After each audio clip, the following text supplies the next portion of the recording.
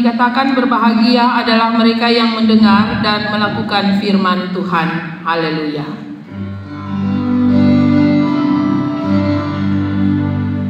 Haleluya. Haleluya. Haleluya.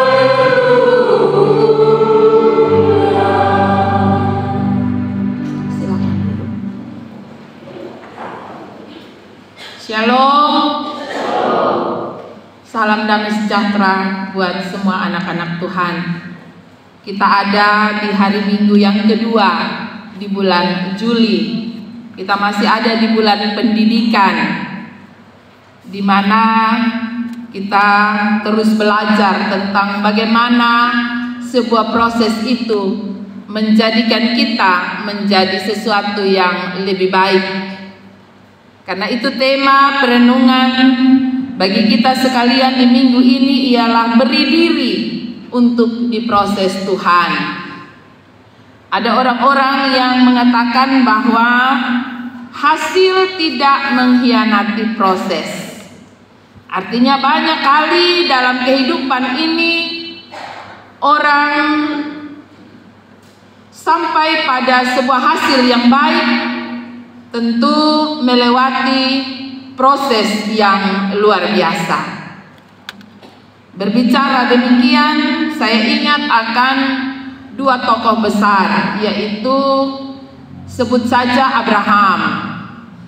Dia berproses dengan Tuhan cukup lama.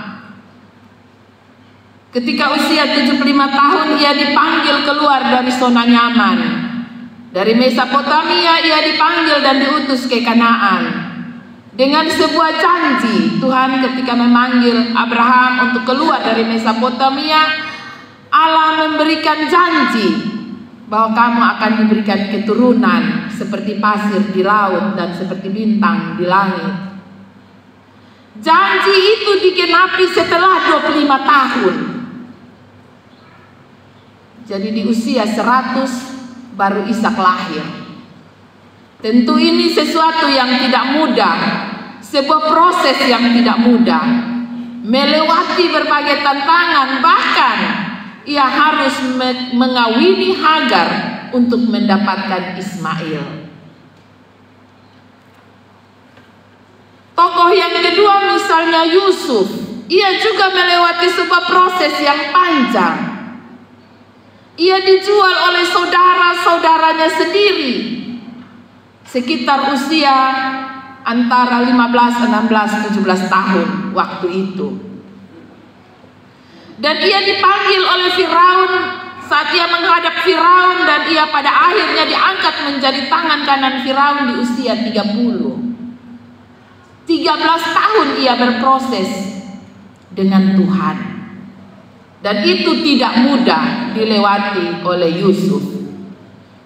Dia mengalami pergumulan dalam hidupnya. Ia dikhianati oleh saudara-saudaranya. Ia dijual oleh saudara-saudaranya. Ia dikhianati lagi. Ia difitnah oleh istri Firaun. Ia dilupakan oleh orang-orang yang ia tolong. Tetapi pada akhirnya Tuhan berproses dengan dia. Ketika berbicara tentang proses, maka Allah meminta Yeremia, seorang nabi besar, untuk pergi belajar dari seorang tukang periuk. Apa yang kita dapatkan di sini?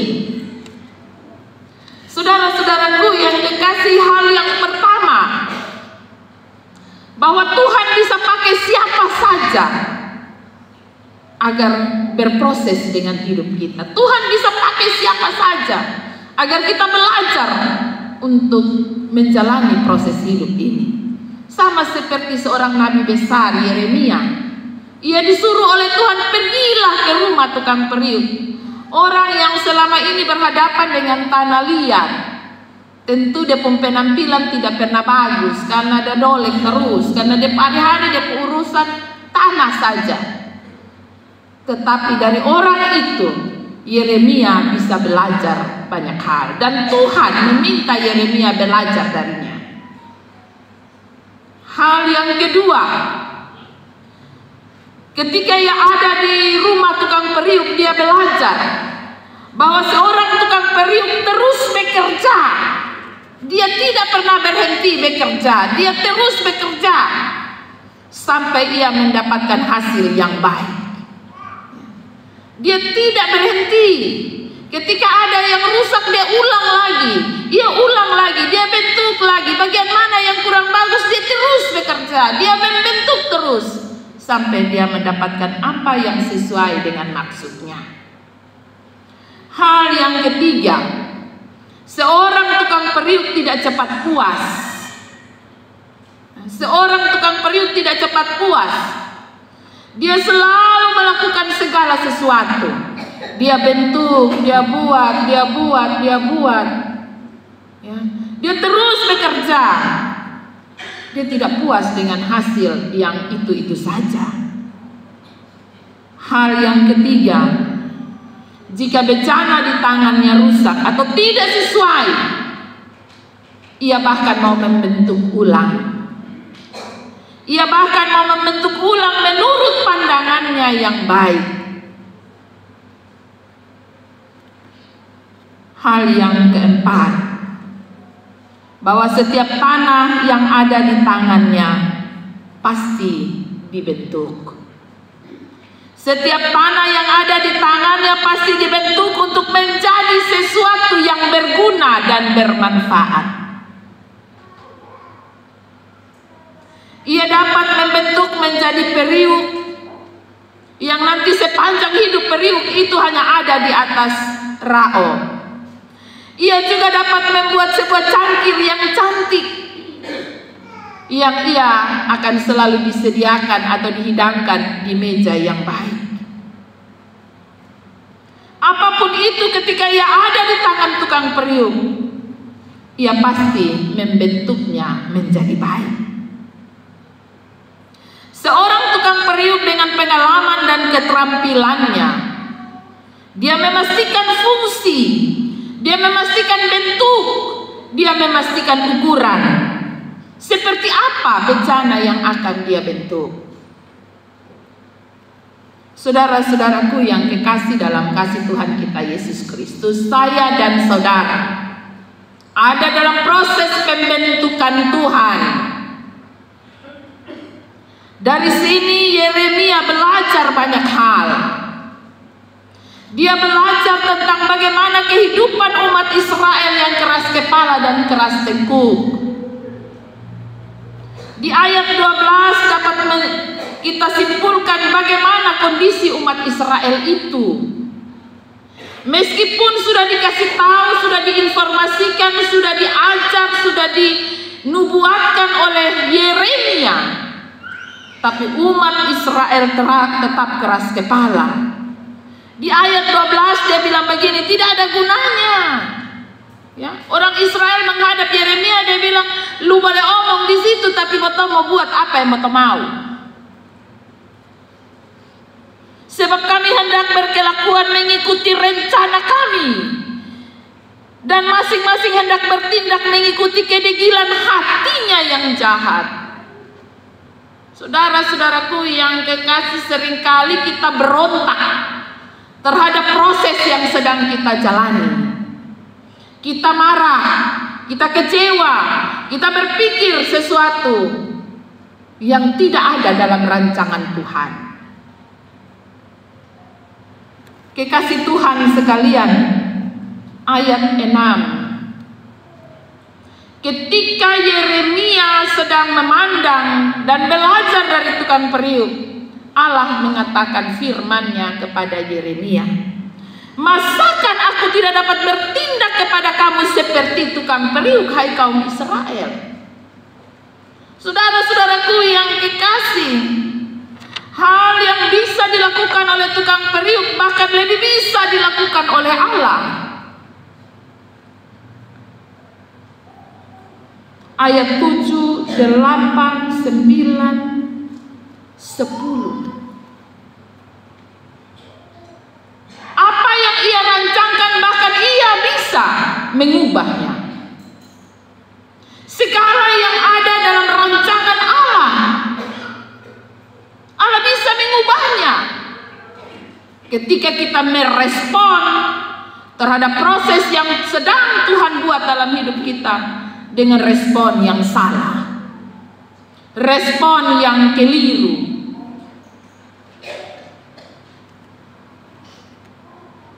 Di ayat yang ke-7 Allah mengatakan bahkan ketika ia merancangkan sesuatu rancangan malapetaka, ketika umat ini bertobat dari kejahatannya, maka menyesallah aku. Saudara-saudaraku yang kekasih, bahkan ketika kita berada di ambang persoalan yang berat, tetapi ketika kita mengingat Tuhan dan berbalik serta bertobat dengan sungguh, maka ia akan memberikan rancangan damai sejahtera. Sebaliknya, di ayat yang ke-9 dan ke-10, ketika Allah merancangkan hal yang baik, tapi respon kita ketika kita menjalani sebuah proses dan kita merespon dengan sesuatu yang tidak menyenangkan hati Tuhan, maka Allah mengatakan, aku menyesallah aku bahwa aku hendak mendatangkan keberuntungan. Saudara-saudaraku yang kekasih dalam kasih Tuhan kita Yesus Kristus, satu hal yang pasti yang mesti kita ingat dalam hidup ini ialah Allah memiliki otoritas penuh atas hidup kita. Seperti seorang tukang periuk yang memiliki otoritas penuh atas tanah yang ada di dalam tangannya, demikian juga Allah terhadap hidup saya dan saudara. Persoalannya, maukah kita menjadi tanah yang ada di tangan Allah, memberi diri kita kepada Allah untuk Allah berproses dalam hidup kita atau tidak? Maukah kita dibentuk atau tidak? Atau kita mau melawan?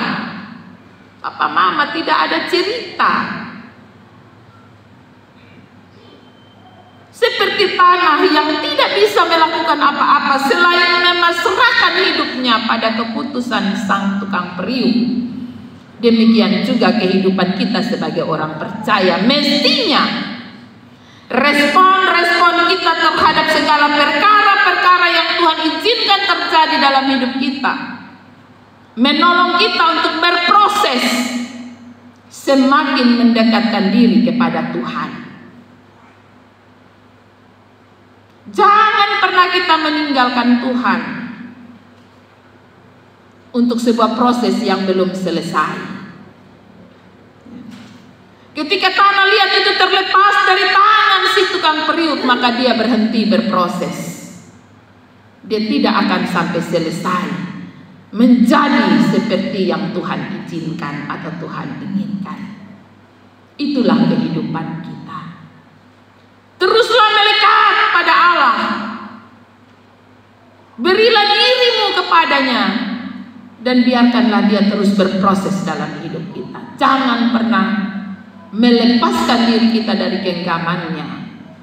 Karena ketika kita berusaha untuk melepaskan diri kita dari genggamannya, maka kita berhenti berproses. Dan kita berproses menurut kehendak kita. Sama seperti kedegilan hati dari umat Israel. Saudara-saudaraku yang kekasih, Allah tidak pernah kehabisan cara. Roma pasal 8 ayatnya yang ke-28 mengatakan,